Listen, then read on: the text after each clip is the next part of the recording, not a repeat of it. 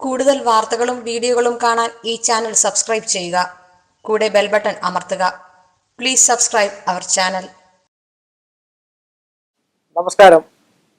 എല്ലാ മാന്യ പ്രേക്ഷകർക്കും എന്നെ ഇഷ്ടപ്പെടുന്നവർക്കും ജ്യോതിഷ വിശ്വാസികൾക്കും ഈ എളിയ മനുഷ്യൻ്റെ ചെറിയ എപ്പിസോഡിലേക്ക്, ഏഷ്യ ലൈവ് ചാനലിലേക്ക് നിസ്സീമമായ സ്വാഗതം. പല ആൾക്കാരും എന്നോട് വിളിച്ചു ചോദിച്ചിട്ടുണ്ട്, പുരുഷ സൂക്തം സാർ, പുരുഷ സൂക്തത്തിന്റെ പ്രത്യേകത എന്താണ്? സൂക്തങ്ങളിൽ ഏറ്റവും ബലം നൽകുന്നതും സൂക്തങ്ങളിൽ ഏറ്റവും കൂടുതൽ പ്രയോജനം നൽകുന്നതും സൂക്തങ്ങളിൽ ഏറ്റവും കൂടുതൽ ഫലം നൽകുന്നതുമായിട്ടുള്ള ഒരു സൂക്തമാണ് പുരുഷ സൂക്തം.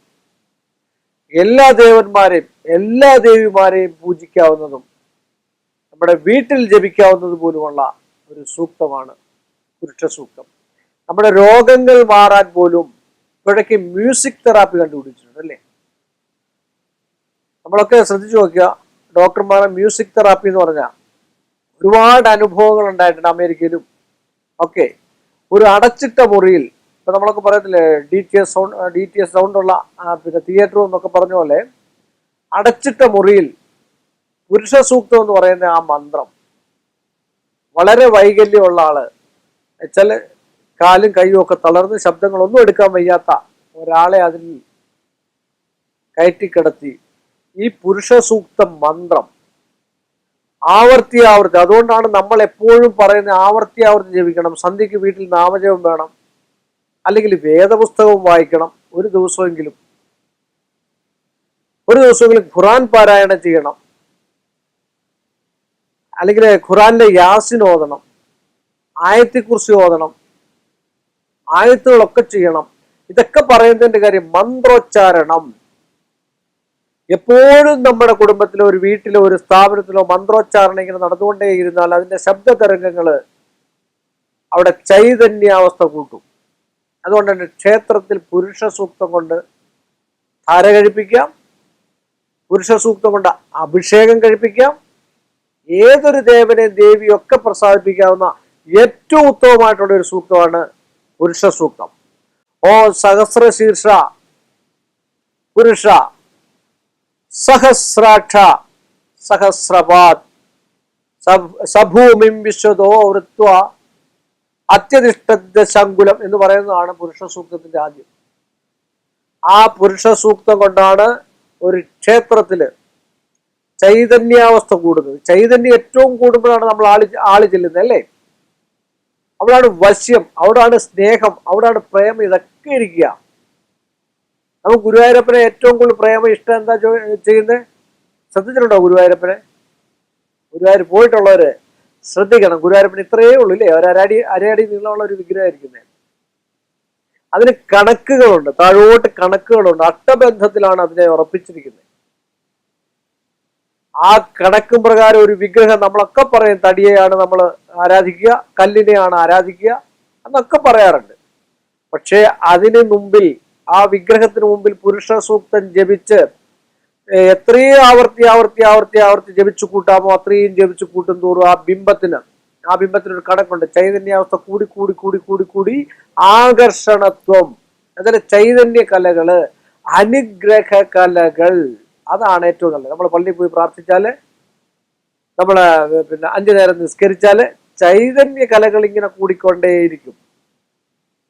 നമ്മുടെ ശരീരത്തിലും മനസ്സിലുള്ള അശുദ്ധി എപ്പോൾ മാറുന്നു അപ്പോഴാണ് നമുക്ക് ചൈതന്യം ഉണ്ടാകുന്നത് അല്ലേ? ദുഷിപ്പ്, അസൂയ, കുശുമ്പ്, ഇങ്ങനെയൊക്കെയുള്ള വിഷയങ്ങൾ നമ്മൾ ചെയ്യുന്നതായിട്ടുള്ള പ്രവൃത്തിക്കുള്ള മൂല്യം വാങ്ങി ജീവിക്കണമെന്നാണ് ആചാര്യന്മാർ പറയുന്നത് അല്ലേ? ഇപ്പൊ നമ്മളിപ്പോ ഒരു ഓട്ടോ വിളിച്ചു, തിരുവല്ല വരെ പോകുന്നതിനോട് 18 കിലോമീറ്റർ ഉള്ളൂ, 500 രൂപ മേടിക്കുന്നത് ശരിയാണോ? അപ്പോൾ 20 രൂപ വെച്ച് മേടിക്കണോ? അല്ലെങ്കിൽ ഒരു ഓട്ടത്തിന് മാന്യമായ രീതിയിൽ. അപ്പോൾ അങ്ങനെയൊക്കെയുള്ള കാര്യങ്ങൾ നമ്മൾ ചിന്തിച്ച് നോക്കണം. കാരണം നമ്മൾ ഏത് കാര്യം ചെയ്യുന്നു അതിനൊത്തതായിട്ടുള്ള ധനം നമുക്ക് കിട്ടുമ്പോഴാണ് നമ്മുടെ മനസ്സിന് ഒരു സുഖം ഉണ്ടായി. ചില കൂടുതൽ കിട്ടിയിട്ട് കുഴപ്പമൊന്നുമില്ല, കരുവാന്ന് മേടിച്ചോട്ടെ, കുഴപ്പമൊന്നുമില്ല. ഞാൻ പറഞ്ഞ പുരുഷ സൂക്തം കൊണ്ട് ചൈതന്യാവസ്ഥ കൂട്ടിയെടുക്കുന്നതായിട്ടുള്ള ഒരവസ്ഥയാണ്. ഏതൊരു ബിംബത്തിനാണേലും ഏതൊരു കാര്യത്തിനാണേലും ഏതൊരു അർഹിക്കുന്നതായിട്ടുള്ള വിഷയത്തിന് വേണ്ടി നമ്മുടെ വീട്ടിൽ എന്ത് സൽക്കർമ്മങ്ങൾ ചെയ്യുന്നു, നിങ്ങൾ പുരുഷ സൂക്തം ജപിച്ചു നോക്കൂ. ദിവസവും നിങ്ങൾ ഒരു 21 പ്രാവശ്യം. ആദ്യമൊക്കെ അക്ഷരം തെറ്റുമായിരിക്കും, എനിക്കും തെറ്റാറുണ്ട്. പുസ്തകം നോക്കിയാണ് വായിക്കുക, പുസ്തകം നോക്കി വായിക്കുക. വായിച്ച് ആ മന്ത്രശക്തി, ഞാൻ മുമ്പേ പറഞ്ഞിരിക്കുന്നതായിട്ടുള്ള ഒരു റൂമിൽ ഒരു രോഗിയെ ഇട്ടിട്ട് കുറേ ദിവസങ്ങളോളം അത് കേട്ട് കഴിഞ്ഞാൽ അതാണ് മ്യൂസിക് തെറാപ്പി എന്ന് പറയുന്നത്.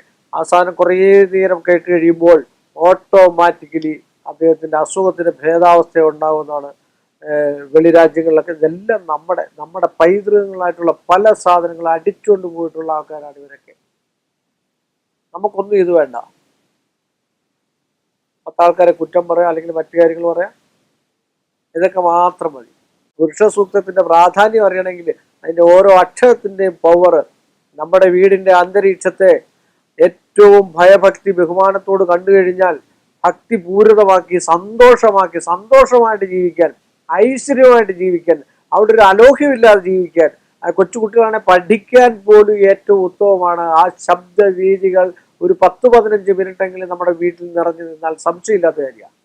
ഇവിടെ പുരുഷ സൂക്തത്തിന്റെ ആദ്യം ഓ സഹസ്രശീർഷ പുരുഷ സഹസ്രാക്ഷ സഹസ്രവാദ് സഭൂമിം വിശ്വദാവൃത്വ അത്യതിഷ്ഠ ശങ്കുലോ പുരുഷായേ വേദം സർവം യദ്ഭൂതം യച്ഛ ഭവ്യം ഉദ മൃതത്വശേഷനോ യദന്നോനാദിരോഹതി ഏതാവാനസ്യ മഹിമാദോ ജായാഞ്ച പുരുഷ പാദോസ്യ വിശ്വഭൂത മഹിമാദോ ജായാഞ്ച പുരുഷ. ഇങ്ങനെയാണ് അത് ചൊല്ലേണ്ടതായിട്ടുള്ള ക്രമം. അതിന് ഒരു ഈണവും ഒക്കെ ഉണ്ട്. സൂക്തങ്ങൾ ജപിക്കുമ്പോഴേ അത് നമുക്ക് വരുള്ളൂ. ഇപ്പൊ നമ്മൾ ഷൂട്ട് ചെയ്യുമ്പോൾ ആ ഒരു അവസ്ഥാന്തരം വരത്തില്ല. അത് നമ്മൾ പ്രാണായാമങ്ങളും മറ്റു കാര്യങ്ങളൊക്കെ ചെയ്ത് നമ്മൾ ജപിച്ച് പുഷ്പാഞ്ജലിയൊക്കെ ചെയ്യുമ്പോഴാണ് നമുക്കിതൊക്കെ ഏറ്റവും കൂടുതൽ പിന്നെ ഓട്ടോമാറ്റിക്കലി നമ്മുടെ മനസ്സിലോട്ട് വരും. നമ്മൾ സൈക്കിൾ കയറ്റം പഠിക്കുന്നുള്ളൂ അല്ലേ? സൈക്കിൾ കയറ്റം പഠിക്കുന്നുണ്ട്. ആദ്യം വലിയ ബുദ്ധിമുട്ടായിരിക്കും, കുറെ കഴിയുമ്പോഴും ബുദ്ധിമുട്ടായിരിക്കും.